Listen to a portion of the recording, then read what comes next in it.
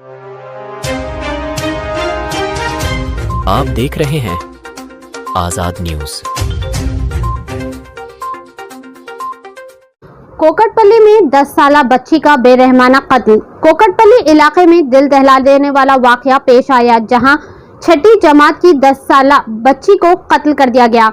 तफसीलात के मुताबिक मकतूला के वालिदैन रेणुका और कृष्ण सुबह रोजगार के सिलसिले में घर से बाहर गए थे। रेणुका एक लैब टेक्नीशियन के तौर पर काम करती थी, जबकि कृष्ण बाइक मैकेनिक है। इसी दौरान बेटे के स्कूल से खाने का डिब्बा पहुंचाने के लिए फोन आने पर कृष्ण अचानक घर लौटे। घर पहुंचने पर दरवाजा बंद था। जैसे ही इन्होंने दरवाजा खोला तो अपनी कमसीन बेटी को बिस्तर पर खून आलूदा हालत में पाया। कृष्ण ने फौरी 108 एम्बुलेंस और पुलिस को इत्तला दी। इत्तला मिलते ही पुलिस के साथ क्लूज टीम मौके पर पहुंच गई और शवाहिद इकट्ठा करना शुरू कर दिया। वाक़े के बाद इलाके में शदीद सनसनी और खौफ व हिरासा की फिजा पाई जा रही है। आइए देखते हैं हमारे नुमाइंदे अफसर की खास रिपोर्ट। ऐसे ही अहम और खास खबरों के लिए हमारे चैनल को लाइक करें, सब्सक्राइब करें, शेयर भी जरूर करें।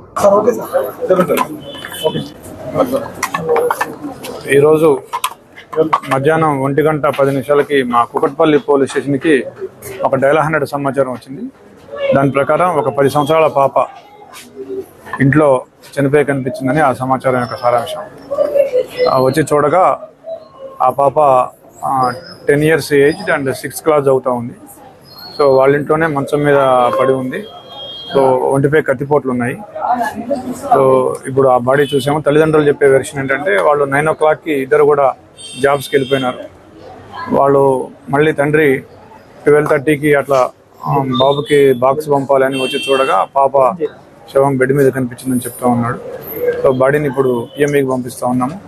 క్రూజ్ టీమ్ అండ్ మిగతా వాళ్ళు కూడా వాళ్ళ పని వాళ్ళు చేస్తున్నారు. సో పోస్ట్ మార్టం రిపోర్ట్ వచ్చాక మిగతా విషయాలు తెలియజేస్తాం. Thank you. తల్లిదండ్రుల చెప్పేదాని ప్రకారం వాళ్ళు ఎవరి మీద అయితే ఇప్పుడు వరకు అనుమానం వ్యక్తం చేయలేదు.